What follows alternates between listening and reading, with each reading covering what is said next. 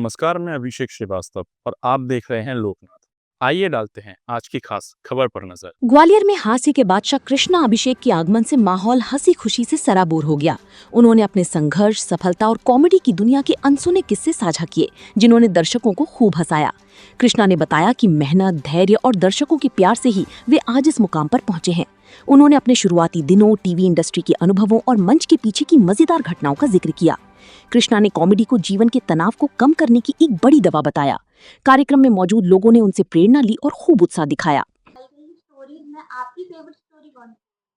मेरे को जब ऐसा पूछते हैं ना कि मेरी कौन सी, तो मैं कंफ्यूज हो जाता हूँ। अगर आप मुझे बोलोगे ना कोई इतने सारे जोक बोले उसमें से कौन सा फेवरेट, मैं तो भूल जाता हूँ कितने बोले हुए हैं, उनको पता भी नहीं रहता कौन सा।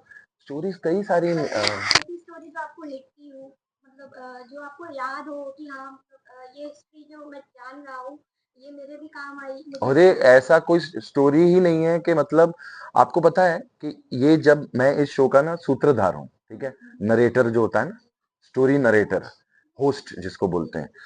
तो जब ये लोग मुझे बताते हैं जो मैं बोलता हूँ, आप समझो कि मैं अभी तक पढ़ाई लिखाई कर रहा हूँ।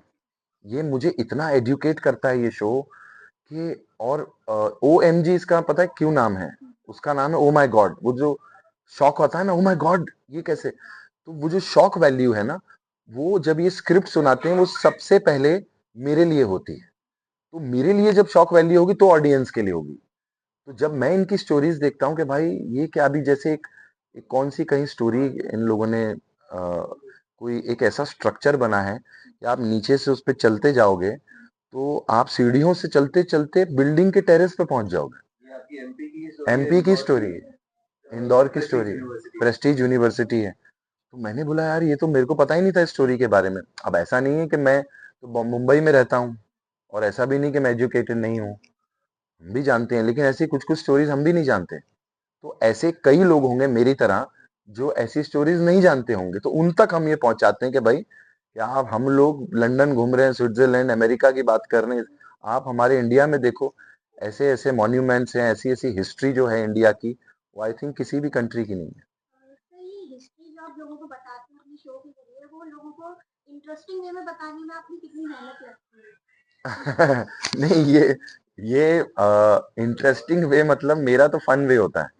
मैं इसको कोई बहुत सीरियसली तो बोलता नहीं हूँ। तो आई थिंक लोगों को वही पसंद है कि यहाँ पर ना कोई न्यूज नहीं सुनना चाहता, न्यूज के लिए आप लोग हैं, है ना। अब न्यूज चैनल अगर सुनना होगा तो मैं आपके चैनल पे जाऊंगा और आज मैं देखूंगा कि कृष्णा ग्वालियर में आया था तो उसका क्या इंटरव्यू।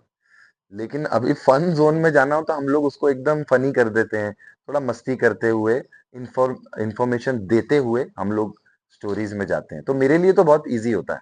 मैं ये नहीं कहूंगा इसमें बहुत मेहनत करता हूं मैं और मैं थक जाता हूं, ऐसा नहीं होता। बल्कि ये मुझे रोकते हैं कि इतना भी फन नहीं चाहिए हमें, थोड़ा सा कम कीजिए, क्योंकि ये हिस्ट्री टीवी 18 है। तो लोग कहते हैं कि कॉमेडियन सबसे ज्यादा लोगों को पढ़ते हैं। पढ़ते हैं मतलब? हाँ, मतलब लोगों को एनालिसिस करते हैं, आप लोगों के कैरेक्टर निभाते हैं, बहुत तो उसके लिए आपकी रिसर्च होती है, बहुत उनके रिसर्च, कैरेक्टर पढ़ने की, उनकी तरह अपने आप की तैयारी करने तो की, आपने करेक्ट। इंसानों के बारे में ऐसी कौन सी सच्चाई सीखी है जिसमें आपको इंसानों क्या, मैं लड़कियों से बहुत सीखा, मैं लड़की कितना बना हूँ। तो जैसे इन्होंने बाल बनाया है, कैसे बनाया होगा, कैसे बैठते हैं, ऐसे कभी कभी हम नोटिस करते हैं सबको। तो आपको क्या होता है, कैरेक्टर जो होता है रियल लाइफ से ही मिलते हैं, है ना, कि इसका क्या चलने का स्टाइल है, इसका क्या बोलने का स्टाइल है, मीडिया वाले कैसे आएंगे तो कैसे बात करते हैं। तो वो हम तो ये हमारे लिए लर्निंग होती है, और ये लर्निंग के लिए आपको घर से बाहर निकलना पड़ता है, आपको गलियों में जाना पड़ेगा। कोई एक कैरेक्टर जो आपको बहुत आपसे जुड़ाव महसूस हुआ हो उससे, और आपने उससे कुछ सीखा हो, आपकी लाइफ में कुछ टर्निंग पॉइंट आया हो? टर्निंग पॉइंट तो मेरा तो क्या, वो एक लड़की, वो मैं बनता था सपना, हाँ, ब्यूटी पार्लर का मैं रोल करता था, वैसी लड़कियां हैं। आपको पता है बॉम्बे में आएंगे तो अगर आप वो भिवंडी और वो नाला सुपारा मैंने बड़ा फेमस किया था, उस साइड पे जाएंगे तो वो ऐसे ही वहां पे बात करती हैं, क्या रे कैसा है रे, मेरे उधर तो अच्छा तेरा तो देखी मैं, ऐसे बात करते हैं। तो वो थोड़ा सा उनका वैसा टच होता है, तो वहां से हमने वो उठा के कैरेक्टर बनाया और वो बड़ा हिट हुआ कैरेक्टर। फिर कभी ऐसा हुआ है कि शो आपका खत्म हुआ है और आपका मेकअप तो उतर गया लेकिन निभाया हुआ किरदार दिमाग से नहीं उतर रहा? नहीं, हम लोग ना स्विच ऑन स्विच ऑफ वाले हैं, बहुत क्विक लोग होते हैं।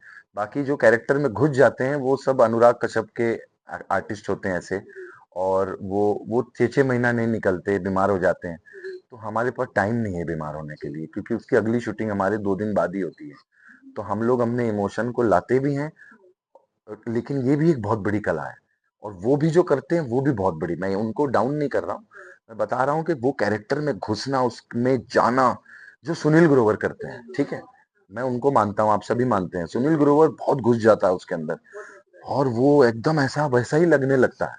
वो सुनील ग्रोवर का प्लस पॉइंट है। मेरा प्लस पॉइंट ये है कि मैं क्या बोलते हैं, बहुत स्विच ऑन स्विच ऑफ, मैं उसी वक्त बदल लेता हूँ, मैं एक ही उसमें 3-3 भी रोल कर लेता हूँ। सर, अगर आपको जिंदगी का एक सच दुनिया से हमेशा के लिए छिपाने और एक सच दुनिया को बताने का मौका मिले, तो वो कौन सा होगा? मेरा सच कोई भी एक सच। मेरा सच तो फिर आप कश्मीरा से पूछिए, वो बताएगी। सर, मैं आपके अपना साथी क्या का member है छुपाऊंगा? नहीं, तो आपसे ही जानना चाहेंगे आपको हम लाना लोग था तो। उन्हें। हाँ, उन्हें भी घुमाना था ग्वालियर। नहीं उनके भी नहीं, मैं तो fans हैं, लाफ्टर उन्हें शेफ पता में चलना चाहिए ना, वो अपने ब्लॉग में बोलती मैं है लाफ्टर कि शेफ में ही उनसे परेशान रहता हूँ। ओएमजी में कहा उनको मैं लेके घूमूं, वहां भी वो खाना खराब करती हैं। खाना तो खराब कर नहीं, वो बनाती है एक्चुअली, मैं तो कुछ बनाता ही नहीं हूँ, लेकिन मैं, हाँ, लेकिन मैं जो करता हूँ वो सबसे अच्छा काम है ना, मैं तो सबको एंटरटेन कर रहा हूँ, सब मुझे पसंद करते हैं उसमें कि मैं, और लाफ्टर शेफ जो है, लेकिन वो भी बहुत बढ़िया शो है। सर, एक समय आपने अपनी अलग पहचान बनाने की कोशिश की, फिर दोबारा कपिल शर्मा शो का हिस्सा बने। उस सफर ने आपको क्या सिखाया कि स्टारडम से बड़ा मंच होता है या मंच से बड़ा कलाकार? स्टारडम से बड़ा मंच तो कभी हो ही नहीं सकता, और मंच से बड़ा कलाकार हो ही नहीं सकता, मंच पे बड़ा कलाकार इंसान बन सकता है। कपिल शर्मा शो से मैंने बहुत कुछ सीखा, मैंने कपिल से बहुत कुछ सीखा। कपिल एक बहुत ही हाईली टैलेंटेड पर्सन है, और वहां पर मैंने ना, पहले मेरी कॉमेडी थोड़ी सी लाउड होती थी, जब मैं कॉमेडी सर्कस में ना चिल्ला चिल्ला के कॉमेडी करता था, ये मैंने अपने से सीखा, आदमी खुद से सीखता है। वहां पर जाके मुझे पता चला कि नहीं, कॉमेडी तो बहुत आराम से होती है, आराम से भी होती है। तो वो मेरे लिए बहुत लर्निंग प्रोसेस रहा।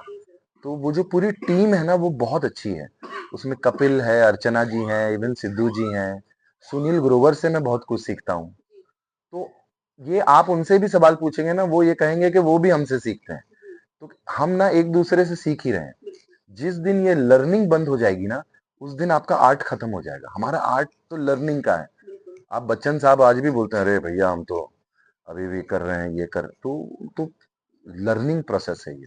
ये आप हमेशा कुछ ना कुछ नया चीज करना, नए, अभी हम जेंजी लोगों के साथ काम कर रहे हैं, अभी एलविश यादव है, वो जन्नत जुबैर हैं, ये सब नए यंग जेंजीज हैं, 20-22-25 साल के। तो ऐसा नहीं कि हम बहुत सीनियर हो गए हैं, लेकिन फिर भी ये आज के जेंजीज में आते हैं, इनकी कुछ अलग लैंग्वेज होती है, इनका थॉट प्रोसेस अलग होता है, तो आपको उसमें जेल होना, तो हमारे लिए तो हर चीज लर्निंग होती है। सर, ग्वालियर का यूथ भी बहुत मेहनत करता है। कार्तिक आर्यन से आप समझ सकते हैं, वो यहाँ अपने ग्वालियर से है ना जी कार्तिक? जी हाँ, मुंबई पहुंचे, इतना स्ट्रगल किया उन्होंने अपनी लाइफ में, और आज बहुत बड़ी पहचान उन्होंने बनाई है। तो ग्वालियर के बाकी के यूथ भी इस तैयारी में लगे हुए हैं, आप लोगों के फैन हैं, तो उनके लिए आप क्या संदेश देना चाहेंगे? वो क्या करें, सही दिशा क्या होनी चाहिए उनके लिए? देखिए सही दिशा तो ये है कि आपको, हमारी लाइन में क्या होता है, बहुत सारे लोग हैं जो बॉम्बे स्ट्रगल करने आते हैं, और उनके पास ऑप्शन बहुत होते हैं कि अगर हम एक्टर नहीं बने तो डैडी का फैक्ट्री है ग्वालियर में, वो संभाल लेंगे, ये नहीं किया तो दुकान है वहां पे। वो ऑप्शन जिसके पास नहीं होता है ना, जो मरने मिटने के लिए तैयार है, अगर आप ये एक बार मेकअप लगने के बाद, हमारी लाइन में कहते हैं कि एक बार मेकअप लग गया ना, उसके बाद फिर बड़ा मुश्किल होता है। तो आपको साबित करना ही है अपने आप को, अगर वैसा जोश और आपके अंदर जज्बा है काम करने का, तो ही मैं सबको, जो आज का यूथ है उसको ये कहूंगा, क्योंकि आजकल ना इजी बहुत हो गया, सोशल मीडिया के थ्रू आप ऐसे फेमस हो जाते हैं, लेकिन ऐसे फेमस होते भी हैं और ऐसे 6 महीने में लोग भूल भी जाते हैं। तो लोग ना, वो 6 महीने जो फेमस रहते हैं, वो सोचते हैं कि हमने बहुत कुछ बड़ा काम कर लिया। तो वो आई थिंक थोड़ा लीनियंट रहना चाहिए आज की जनरेशन को, और मेहनत। ऐसे ही वीडियोस को देखने के लिए आप लोकनाथ के YouTube चैनल को सब्सक्राइब करें। साथ ही लोकनाथ के अन्य सोशल मीडिया हैंडल्स जैसे कि फेसबुक और इंस्टाग्राम को भी आप फॉलो कर सकते हैं।